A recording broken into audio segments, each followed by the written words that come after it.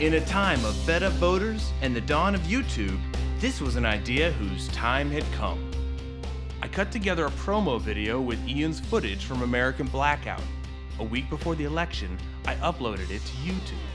If the vote is off in Palm Beach County, what about the vote in Iowa? What about the vote in Mississippi? What about the vote in Alabama? 1, 2, 3, 4, 5. Break down, baby.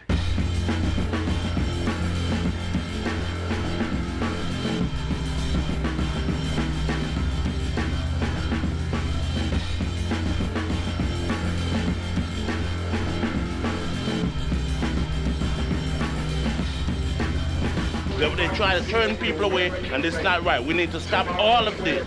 But this election, my name is not on the list, and I had to vote a provisional ballot. The next day, I started getting all these emails. Every minute. YouTube had featured our Video the Vote promo on their homepage. In a day, we had over 100,000 views. Volunteers started pouring in from the response on YouTube. Then the mainstream media picked up. But these aren't your traditional poll monitors. Let's go to CNN's Thelma Gutierrez. She's joining us from Los Angeles. VideoTheVote.org is asking anyone with a video camera to sign up. Uploading to Video the Vote's link on the website YouTube. An organization called Video the Vote is stepping up to give frustrated poll workers and voters a voice. Popular website YouTube, you'll see right on the main page a video that comes across as a call to arms. Now the founders of a new project called Video the Vote say they're going to fight voting irregularities with cameras. VideoTheVote.org. There's the new edge in citizen journalism. Video the Vote is really going to be the eyes and ears of America on Election Day. I had just hoped for a few dudes in Ohio to help, but in a week, we had over 1,200 volunteers nationwide. They needed to be organized somehow. I had hoped that other video geeks like me would see this and respond. But instead, we were getting tons of people who wanted to help, but they didn't have a video camera, or they didn't know how to edit, or they didn't have a computer, or a car, or high-speed internet, but they still wanted to help somehow. We had to figure out how they could help. So my new friend Melissa from League of Young Voters set up clinics around Ohio for me to help other volunteers. We worked out a system in different cities to best be able to report on election problems and get them uploaded the quickest. I helped organize different teams of shooters and uploaders with dispatchers who were standing by the election protection call center. We will be exporting it from when we capture it at high resolution. It'll go on our server. Our server will then export it to YouTube. I helped people figure out their cameras and ways to label and ID their tapes, the best ways to capture and compress their video, name it, and post it. I focus on helping people set up in the 3 C's, Columbus, Cincinnati, and Cleveland.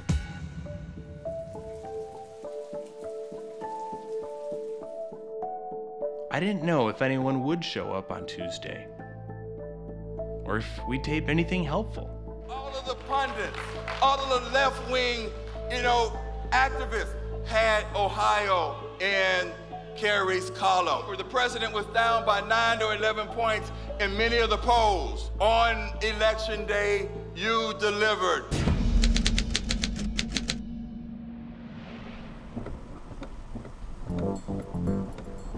I got up at 5:30 in the morning to set up with election protection in Columbus. Yeah, here it is. Love of Life Fellowship.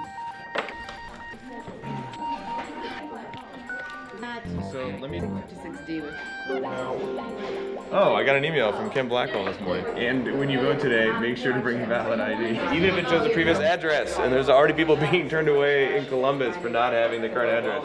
There's some people who started to post videos to our account, like wrong precincts or people trying to repair signs. I think they're out of Ohio. But I just wanted to see if someone was reviewing them and approving them. Yeah, that's all. And they told me that since my address is different than what they had listed, and that's what I have on my ID, so I came in and did a provisional ballot. I didn't want to cause a scene. I just didn't want to make any trouble. So there's footage of poll workers saying that they never got the training about how to handle the ballots or IDs? He had his driver's license, and he was on the rolls, but he didn't have his current address on the driver's license. So they said, well, you're going to have to vote provisionally. If you can provide the last 4 digits of your social security number, you should be able to vote regular ballot. An older poll worker said, oh no, that's not right, he has to vote provisional. The County Board of Elections sent out this advisory to all poll workers that they need to let people vote by regular ballot, even if the address. No, they sent it out like this afternoon. Just 4 machines there. One of them is broken.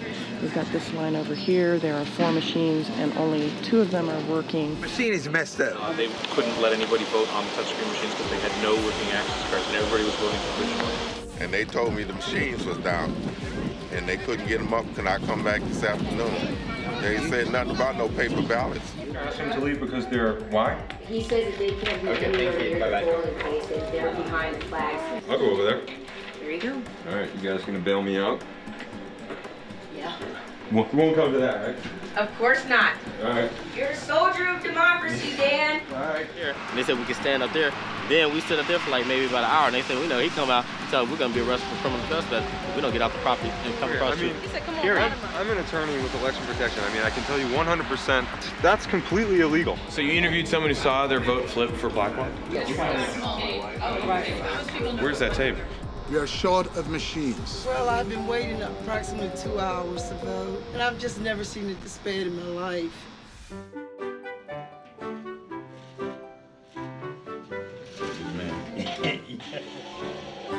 But the biggest shock of the day was yet to break. Have you seen the headline on CNN and MSNBC? What? Breaking news? What? Because while you're doing this, Britney Spears is getting divorced. That is the breaking news. That's the October surprise, you guys. Right, exactly. That's gonna like completely derail the election today. Karl Rove, he's a genius. Exactly. Man. You know, I had no idea they had this kind of poll. But Kevin Federline wasn't the only loser of the night. The Associated Press has now projected Ted Strickland as the governor-elect for the state of Ohio. Thank you. Ken Blackwell was out of office, and that made me happy. The thing is about election protection, though, it's nonpartisan, and you're not really supposed to represent one side or the other. So, I just kept it to myself.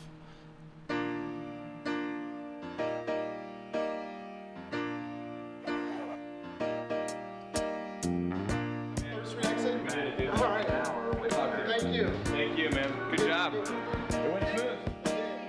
It's all right to cry. Despite Blackwell's best efforts to suppress voters, you can only stop so many. An enormous turnout, like the highest midterm turnout in decades. Raindrop from your eyes. I've called Congressman Strickland and congratulated him and extended my best wishes. Blackwell wasn't the only kingmaker kicked to the curb. Katherine Harris lost her bid for the U.S. Senate. I say to you this evening, in the midst of a political setback, to God be the glory. If Blackwell lost, then fair elections won. It's all right to cry, little boy. I know some big boys that cry too.